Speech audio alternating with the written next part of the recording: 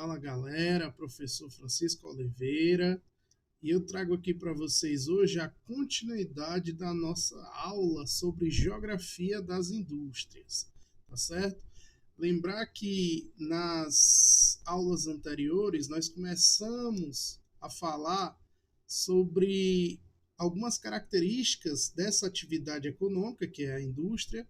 Nós falamos também os estágios da chamada maquinofatura, né, da indústria, como nós chamamos. Então, nós passamos lá pelo artesanato, pela manufatura, até chegar na atividade industrial, na revolução industrial em si, certo? E também nós falamos o porquê que esse evento do século XVIII foi chamado de Revolução Industrial, porque ele provocou transformações profundas na sociedade.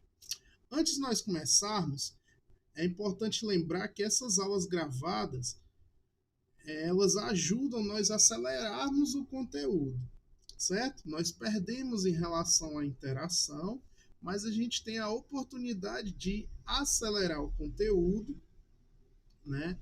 E lá na frente, nós também vamos fazer algumas aulas de revisão desses materiais, resolução de questões, né, as atividades. Eu também já trago algumas questões aqui para que vocês não fiquem tão perdidos, né? E aí, nessa aula de hoje, nós vamos trabalhar as revoluções industriais, nós vamos trabalhar os fatores locacionais, associações industriais, certo? Também nós vamos trabalhar nas próximas aulas o que nós chamamos de modelos de produção, né? Ou as relações de produção dentro da indústria. E aí nós vamos enfatizar dois modelos principais: o Taylorismo-Fordismo do começo do século XX e o Toyotismo ali da década de 70, né? Que também é chamado são as novas formas de organização industrial, os novos modelos de organização industrial, que vai dar origem ao que nós chamamos de processos de acumulação flexível. Tudo bem? Então, quero que vocês prestem atenção nessa aula, com calma. A gente vai poder explorar mais os conteúdos e coloquem nos comentários as dúvidas que vocês tiverem nessas aulas, que eu vou estar também respondendo pelo chat, vou estar respondendo pelo WhatsApp vocês. Beleza? Vamos lá, né? Sem mais delongas. Opa! Tô passando.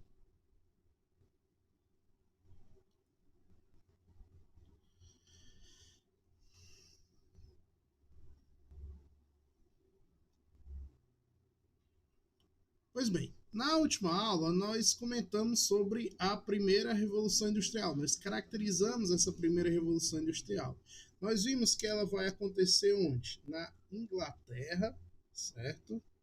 Ela vai acontecer na Inglaterra no século XVIII. E também nós vimos por que a Inglaterra, pessoal, ela foi pioneira nessa revolução industrial. Os fatores que fizeram a Inglaterra se tornar pioneira, o primeiro delas é o processo de colonização. Então, a Inglaterra, nessas relações coloniais do século XVI, XVII e XVIII, dentre as metrópoles, ela teve a maior capacidade de acumulação de riquezas. Então, o primeiro fator, óbvio, é o que o Karl Marx vai chamar de acumulação primitiva de capitais. Isso quer dizer o quê, professor? Eu não consigo investir numa atividade econômica se eu não tiver capital, se eu não tiver dinheiro. Então, foi preciso que esses países metropolitanos acumulassem dinheiro, mas em especial a Inglaterra, porque a Inglaterra, apesar de ter menos colônias nesse período, ela comercializava com outras metrópoles da Europa e tinha uma grande capacidade, né? Já que a manufatura inglesa era bem desenvolvida, a manufatura de tecidos ingleses era bem desenvolvido, ela acabava tendo vantagem nessas relações comerciais. Tudo bem? Então, o primeiro ponto é o acúmulo de capitais oriundos da colonização. O segundo ponto é o chamado sistema putting out. O que seria isso, professor? A Inglaterra, ela foi o primeiro país que criou, né, posso dizer assim, essa relação, essa separação entre os sujeitos que eram donos dos meios de produção e os sujeitos que vendiam a força de trabalho. Ou seja, ela criou essa relação social que nós temos hoje entre a burguesia e o proletariado. Então, ela foi de fato um verdadeiro experimento para a criação dessas classes sociais, que são frutos do capitalismo. Tudo bem? E o terceiro ponto importante, né? E aí esse sistema put-out, se eu fosse comparar ao que nós temos hoje, seria uma espécie de trabalho terceirizado, né? É um trabalho que você não é dono das ferramentas e o que você produz acaba. Você produz uma parte para você e a parte para quem é o dono dessas ferramentas, beleza? E por último, a Inglaterra vai ser o berço dos inventos. Ela vai ser o berço dos inventos. Então, os inventores vão criar algumas máquinas, né? Por exemplo, a máquina de tear mecânico, isso vai possibilitar com que eu tenha as condições ideais para a industrialização. Dinheiro, trabalhadores, né? Isso é importante, uma reserva de trabalhadores e as máquinas, certo? Então, em resumo, os três fatores que fizeram a Inglaterra ser pioneira nessa atividade econômica, que era a indústria, nessa atividade que estava nascendo, era que ela tinha dinheiro, ela tinha os inventores e acabou, como é que eu posso dizer, comprando, privatizando essas invenções, né, patenteando essas invenções, e o sistema putting out, que era você ter reservas de trabalhadores disponíveis para o trabalho. Beleza? Aí nós vamos ter na Inglaterra também as principais fontes de carvão mineral. E aí nós vamos perceber que o carvão mineral ele vai ser a fonte de energia da primeira revolução industrial. Tranquilo? As indústrias, como nós falamos na última aula, a indústria têxtil, né? Indústria de tecidos, são chamadas, é uma indústria de bens de consumo. A Inglaterra já era famosa por essa produção têxtil, né? Era uma produção manufatureira, e agora ela transforma essa produção manufatureira numa produção industrial. Aí nós temos a indústria carbonífera, que é a indústria de extração de carvão mineral, a indústria siderúrgica das ligas metálicas e a indústria naval.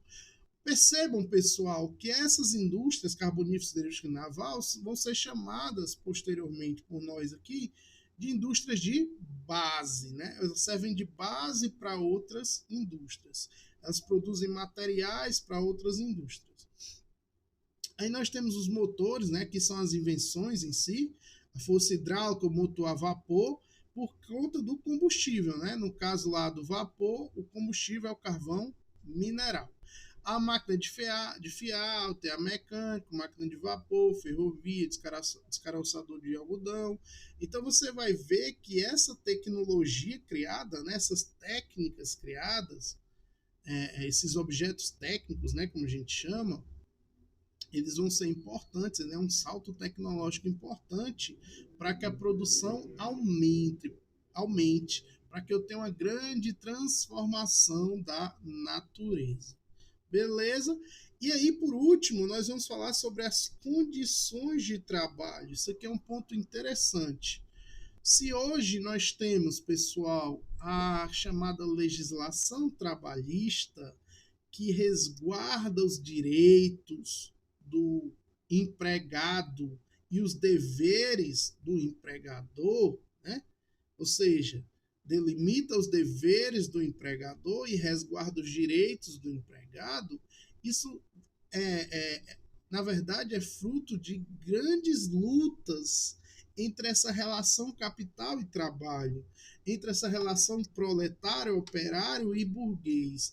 Então, fruto dessas lutas, que lá na frente vão ser lutas de sindicatos, é que nós vamos ter a construção dessas legislações trabalhistas, essas regulamentações. O professor quer regulamentar, é criar regras. A regulamentação é um conjunto de regras, certo? Que delimitam aquela atividade ou aquela relação social. Então, na primeira Revolução Industrial, você não tinha essas regulamentações. Aquela indústria nascente acabava ocupando de qualquer tipo de mão de obra, seja homens, adultos, mulheres, crianças, principalmente, né? Hoje essa perspectiva de infância não existia nessa época, tudo bem? Então é importante perceber que o trabalho era insalubre, eram intensas horas, não existia nenhum resguardo quanto a acidente de trabalho. Então, se a mulher se machucasse, se o homem se machucasse, ou a criança se ferisse, ela não estaria resguardada de forma alguma, estaria desempregada. Tudo bem? Então, olha que era uma condição de trabalho que a gente nem imaginava, né? Teoricamente, o ser humano era livre, mas ele acabava sendo impelido a trabalhar. Beleza? Então, essas foram as características da primeira Revolução Industrial. A segunda Revolução Industrial, pessoal, tem um aspecto interessante, né? Ela vai denotar que todas aquelas invenções, todo aquele progresso técnico e econômico que a Inglaterra teve, passou a encher os olhos dos outros países europeus. Então, essa Revolução Industrial da Inglaterra se espalha pela Europa e sai da Europa, né? Vai lá para o Japão, vai lá para os Estados Unidos, vai lá para a Austrália. E aqui nós temos um ponto importante, né? Nós temos um salto tecnológico. O que é que vai marcar a primeira e a segunda Revolução Industrial? São esses saltos tecnológicos, beleza? Nós vamos entrar na era de outro combustível fóssil, que é o petróleo. Ele é mais energético, ele é mais fácil de ser transportado. E, além disso, ele possibilita não só a energia para movimentar as máquinas, certo? E outros objetos que vão ser inventados, mas dele se deriva uma série de outros produtos, como plástico, por exemplo, e vai ser usado em diferentes indústrias, né? A indústria de tintas usa petróleo, a indústria de asfalto, enfim.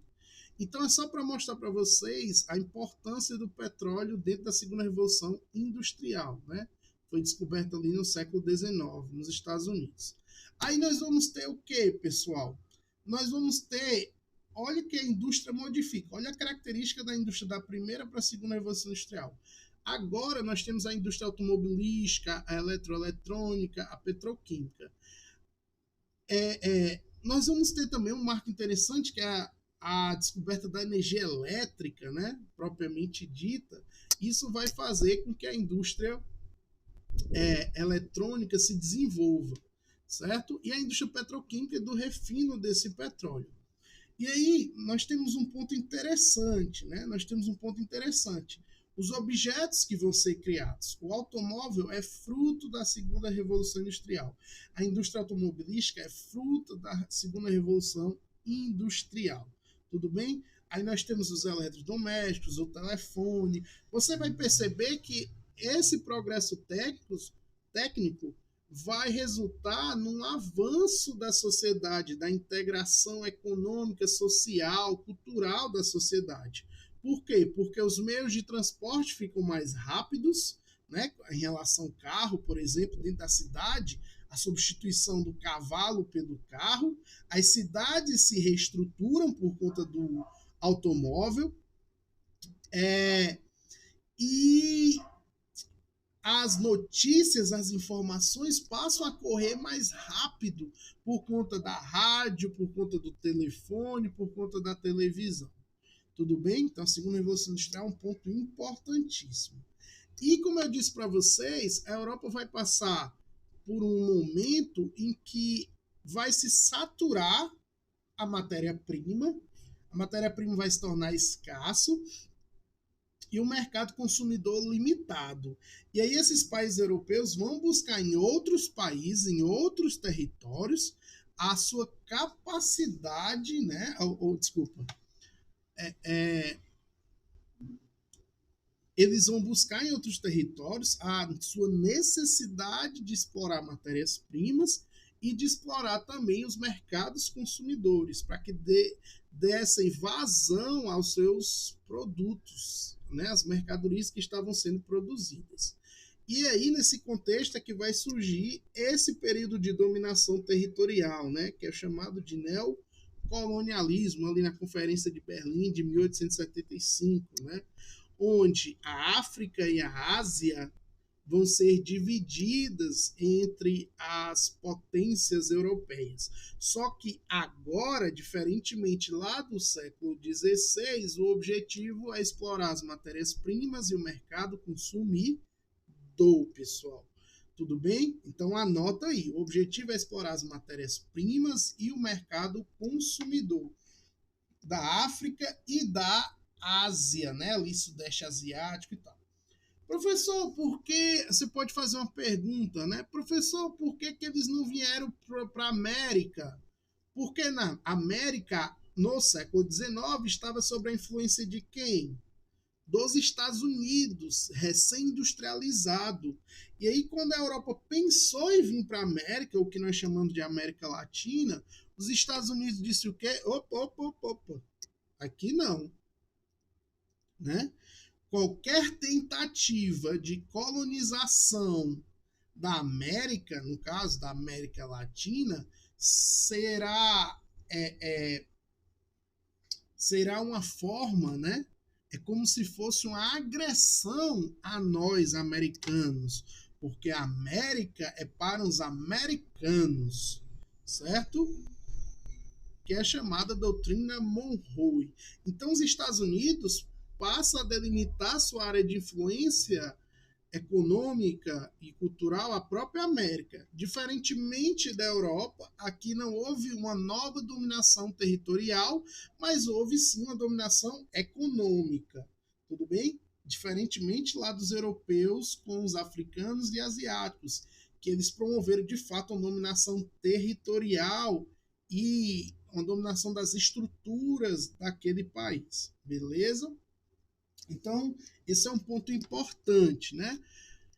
Por que o neocolonialismo é tão importante? Ele está ligado à indústria e lá na frente, ali quando der 1914, né, as vésperas de 1914, nós vamos ter ali os acontecimentos iniciais da Primeira Guerra Mundial. Tudo bem? Aqueles acontecimentos iniciais que vocês estudam em história, que vai levar à Primeira Guerra Mundial. E a grande motivação da Primeira Guerra Mundial são as disputas neocoloniais, são as disputas por esses territórios. Tudo bem? Isso aqui é um ponto importantíssimo, porque né, não vai assassinar de Francisco Ferdinando, não são as alianças, não.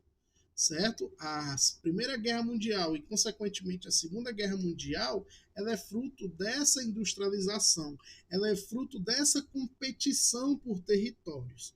Tudo bem? Não esquece isso, pessoal. Nesse momento, nós vamos ter ciência agregada à técnica e o que é isso? É a produção de novas tecnologias. A ciência, como nós entendemos hoje, ela vai ser importante para referendar, não só para produzir essas mercadorias, mas para referendar a sua validade. Tudo bem? Se a gente pegar um exemplo em relação ao momento que nós estamos vivendo, os cientistas, né, os médicos, os infectologistas, enfim, estudaram e criaram a nova, os farmacêuticos, né, também, eles criaram as vacinas, certo? Eles criaram as vacinas. E a criação dessa vacina, ela é fruto de muitos estudos, de muito conhecimento científico que tem que referendar a vacina. Não pode ser uma coisa da minha cabeça, né? Como tem gente por aí que fala, é porque é isso, né? Da minha cabeça. Toma um lambedor que passa, né? Chupa limão que passa. Não.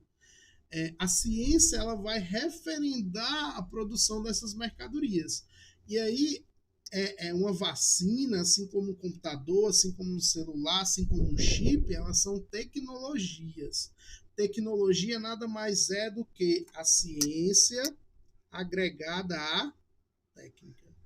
Tecnologia nada mais é do que a ciência agregada à técnica, pessoal. Beleza? E um modelo de a ciência do ponto de vista da experimentação, da repetição, do erro, do acerto, enfim. E o modelo de produção, nós vamos falar nas próximas aulas, é o Fordismo.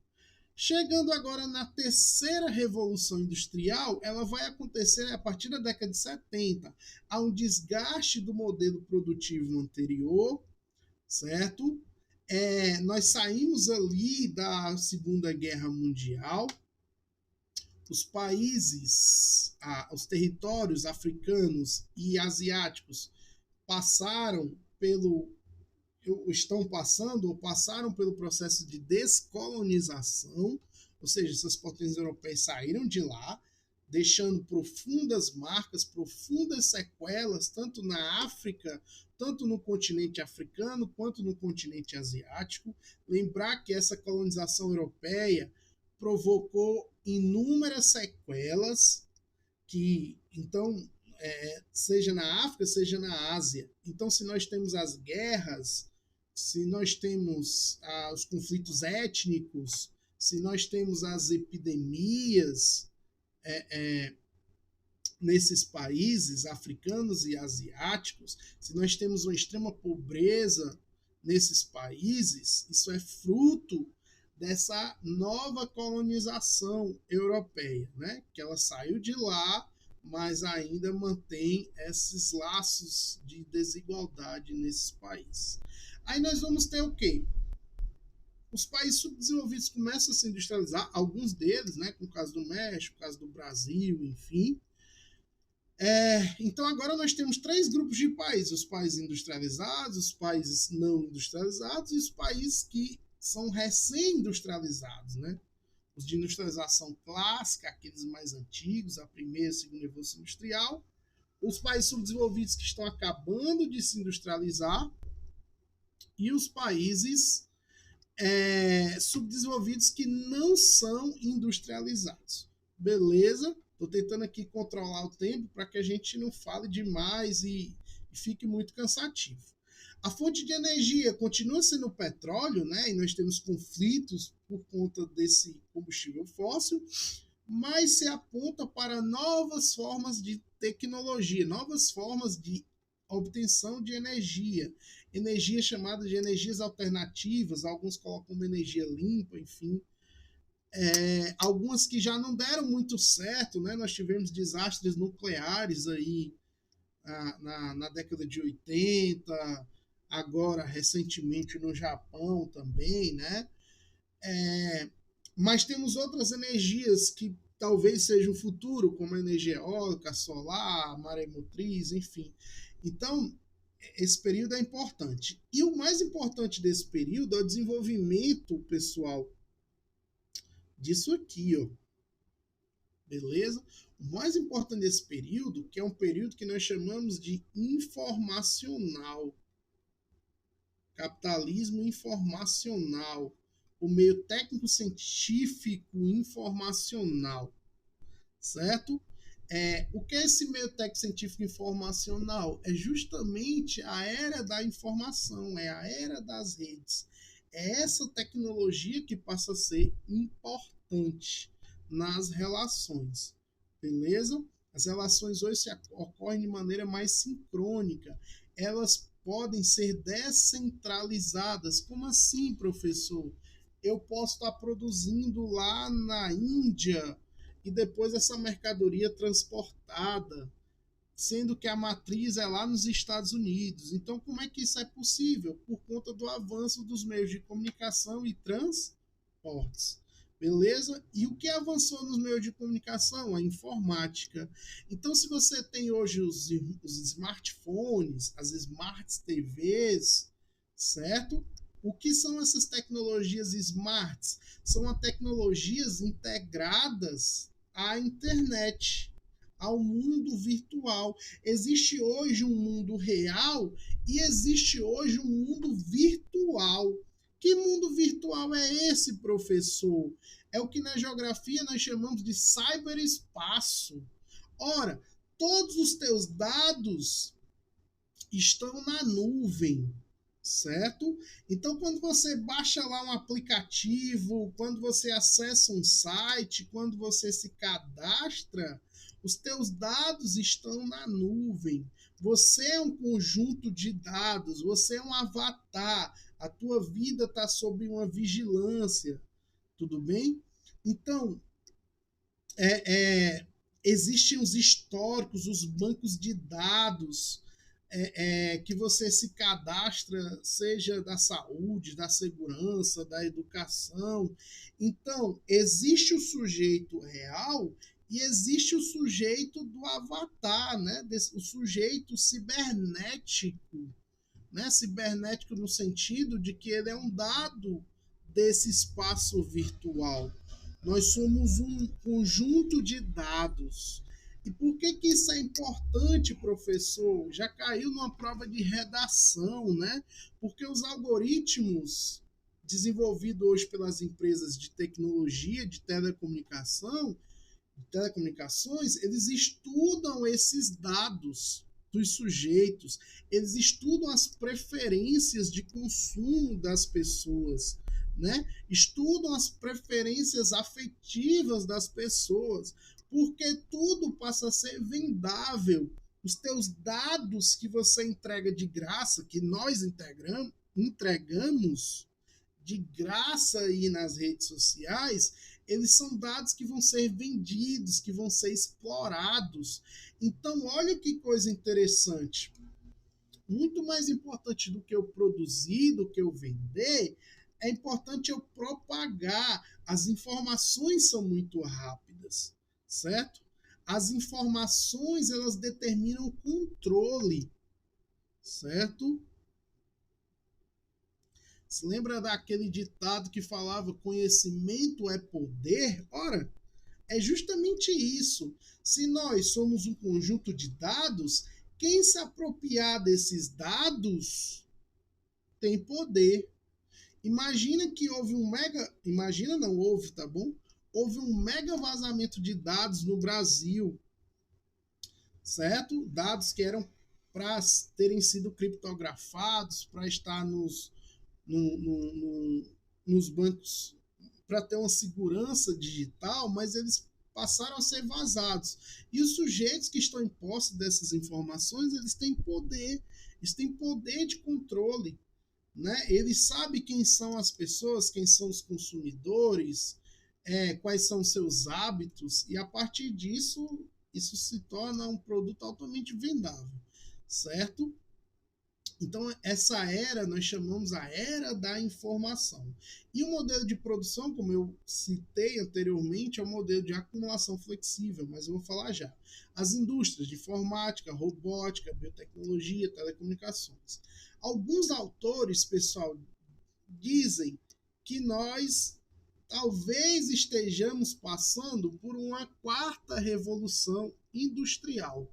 Beleza? Né? A chamada indústria 4.0, que vai reunir esses elementos produtivos e orgânicos, né? Por exemplo, você ter robôs com sensibilidade, robôs com feições humanas, uma tecnologia que cura doenças, uma nanotecnologia que cura doenças, enfim, uma transformação genética que já ocorre, né, em relação às culturas agrícolas.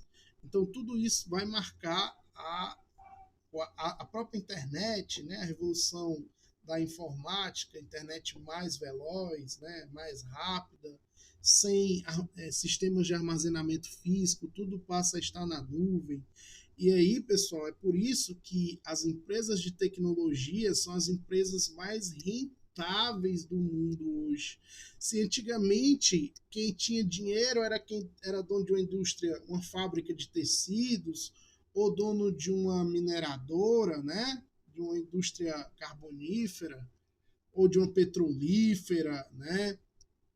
Hoje, quem tem dinheiro, né? Onde o dinheiro circula mais rapidamente, são as indústrias de tecnologia. Tudo bem? São as indústrias da terceira revolução industrial.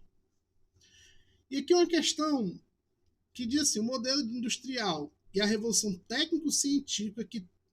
Ixi, eu li tudo errado. Ó. Vamos lá. O modelo industrial está passando por transformações. É a revolução técnico-científica. Técnico-científica informacional, né, como diz o Milton Santos. Informacional. Que tem como característica o petróleo. Pessoal, o petróleo é da segunda revolução industrial. Aqui ele está falando da terceira revolução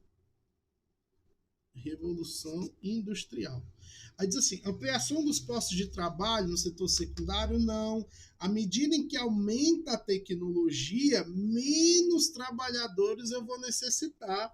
Então, esses trabalhadores estão migrando para onde? Para o setor terciário. Para o setor terciário de comércio e serviços. Comércio e serviços. E o setor secundário perde empregos, né? Não tem a mesma capacidade de gerar empregos. E na maioria dos empregos que se cria hoje no setor secundário são empregos temporários, né? Então, se aquele sujeito passava 20, 30 anos na empresa, isso já não acontece mais. São empregos de alta rotatividade. Biotecnologia como setor de ponta? Sim. Então, quando a gente fala de engenharia genética em relação às plantas e modificação de genes e construção de novas espécies, isso tudo faz parte da biotecnologia. Então, o item correto dessa questão é o item C, né? A limitação das atividades transnacionais? Não, pessoal. É óbvio que não. O que está acontecendo? Opa, deixa eu voltar aqui. As indústrias elas estão ampliando seu raio de ação, elas estão se descentralizando cada vez mais, buscando, a gente vai falar já sobre isso, minimizar custos e maximizar lucros. Beleza? Então não se trata de limitação, pelo contrário, elas estão se ampliando. Isso aqui vai marcar o processo de globalização. Tranquilo? E por último, a transferência de polo tecnológico para os países subdesenvolvidos. Olha, os polos tecnológicos continuam nos países desenvolvidos. O que eu transfiro para os países subdesenvolvidos são as unidades. Poxa, esse negócio aqui. Deixa eu apagar aqui. O que eu transfiro, pessoal, para os países. O que eu transfiro são as unidades produtivas. Vou pegar um exemplo, né? A Apple vai produzir lá seus smartphones, né? Enfim, seus iPads, iPhones e tal, lá na China. E aí tem uma empresa terceirizada lá, a Foxconn, em que pega os trabalhadores porque são mais baratos e eles começam a produzir essas mercadorias, tranquilo? Mas essa tecnologia patenteada, ela é da onde? Onde é que ela é desenvolvida? Onde é que ela é concebida? Nos Estados Unidos. Então, o polo tecnológico não migrou, mas migrou a unidade de produção, certo? para explorar lá salários mais baixos, horas de trabalho desregulamentadas, beleza? Mas os polos tecnológicos continuam nos países desenvolvidos. Os Estados Unidos têm um chamado, por exemplo, Vale do Silício, na costa oeste dos Estados Unidos, tá certo? Que concentra ali as principais empresas do setor, Yahoo, a Google, a Microsoft, a Apple, certo? Então lá tem as principais universidades, né, que sustentam essa atividade criativa, tudo bem? É uma atividade criativa, né? Tranquilo? Então o item correto dessa questão é o item C. Para nós finalizarmos a aula, essa aula aqui, pessoal, lembrar que a gente vai ter mais uma aula também assíncrona, gravada para vocês, tá certo? Para nós finalizarmos essa aula, nós vamos falar dos fatores locacionais. Ora, uma indústria, pessoal, como uma atividade econômica dentro do capitalismo, ela não busca satisfazer a minha necessidade, não, né? Ela busca, na verdade, sempre minimizar custos e maximizar lucros. Ora, o que são esses custos, professor? São chamados custos de produção.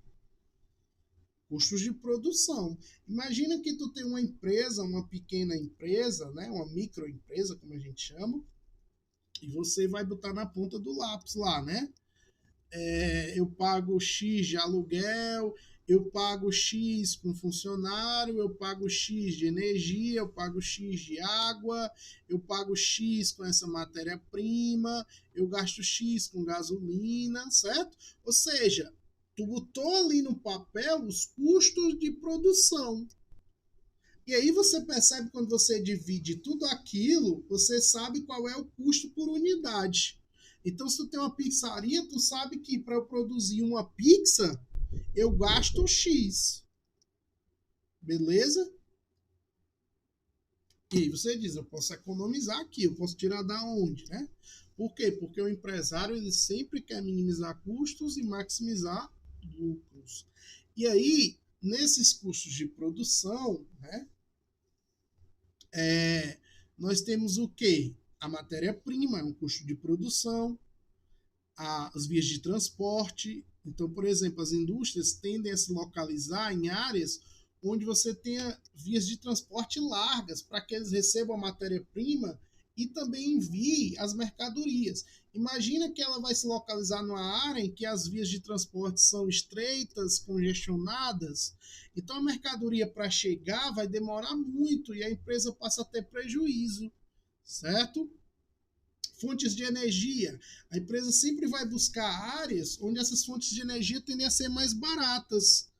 Então, por exemplo, quando ela vai se a indústria vai se localizar lá em Roraima, lá no Acre, não. Por quê? Além de todos os fatores, né, que da distância, lá os custos de energia são muito altos e as empresas não querem arcar com isso. Beleza? Então ela tende a se localizar em áreas onde a energia é mais barata, onde ela tem isenção no pagamento dessa energia. Ela vai buscar também áreas de mercado consumidor, áreas onde tem incentivos fiscais. O que é isso, pessoal? É isenção de impostos. Vocês vão ouvir um termo também nos telejornais chamado de desoneração fiscal. É um termo que eles utilizam muito, desoneração fiscal, certo? Do governo. A desoneração fiscal do governo, o que é isso, professor? São incentivos fiscais. O governo, para receber determinado investimento, ele deixa de cobrar aqueles impostos, certo? Para atrair aquele investimento, para atrair aquela indústria. Tudo bem? Aí eles chamam isso de desoneração fiscal. Aí você vai pensar assim, professor, mas o Estado não perde? Por que ele vai fazer isso? Ora, o Estado só tem uma maneira de arrecadar, né? Pelo menos falando de uma forma simples, certo? O Estado arrecada de que forma? Ele gasta, né? Ele gasta com os chamados investimentos sociais, os gastos sociais, enfim. O Estado, o governo, seja ele federal, estadual ou municipal, ele não tem, pessoal, a função de lucrar. Não. O Estado não tem a função de lucrar. Você vai dizer, mas professor, o cara roubou. Tá errado, certo? Não é função do Estado o enriquecimento pessoal de quem quer que esteja lá representando-nos, certo? O objetivo do Estado é o bem-estar social, é o bem público. Então, tudo aquilo que o Estado arrecada, ele retorna direto ou indiretamente para quem, professor? Para a população. Ele tem que fazer isso. E ele também faz sua balança de custos, né? O que ele arrecada por meio dos impostos. Se lembra? Impostos sobre renda e impostos sobre consumo. Basicamente, são essas duas grandes fontes de arrecadação do Estado. Imposto sobre renda, imposto sobre consumo e tem os impostos de produção, mas isso não vem agora. Ora, então o Estado, já sei como é que ele arrecada dinheiro e como é que ele distribui, beleza? Ele distribui com as políticas públicas. Esse é o papel do Estado, não é lucrar. Professor, mas o Estado tem uma estatal, tem uma empresa dele. Ele não vai lucrar? Vai. Nesse caso, vai. Porque a empresa está produzindo e ela está vendendo. Então, ela gera riqueza para o Estado. Então, nesse caso, o Estado não arrecadaria só com os impostos. Ela arrecadaria com produção de riqueza. E, nesse caso, produção de riqueza de suas empresas. Beleza? Eu acho que tá dando para entender. Se não tiver dando, dá uma pausa, volta, tranquilo? Então, às vezes, nós escutamos lá. A desoneração fiscal foi de não sei quantos bilhões. Aí você, que diabo é isso? Eu não sei o que é isso. Sabe sim agora. Desoneração fiscal são as isenções fiscais, as isenções de impostos que o governo deu para determinadas empresas. Tranquilo? Aí você vai dizer, professor, mas o Estado não perde, já que ele arrecada com impostos? Sim. Mas qual é a vantagem, então, dele fazer isso? É porque ele vai gerar emprego e renda. Vai gerar emprego e renda. Ora, então eu perco os impostos daquela empresa, no entanto, ela vai dinamizar a economia, porque ela vai gerar empregos e, consequentemente, os impostos indiretos gerados pelo consumo, por exemplo. Tudo bem? Os impostos que vão ser pagos, já que a população tem renda. Então, eu perco da empresa, mas ganho da população. Então, basicamente, é esse o mecanismo. E, além disso, nós temos os meios de comunicação.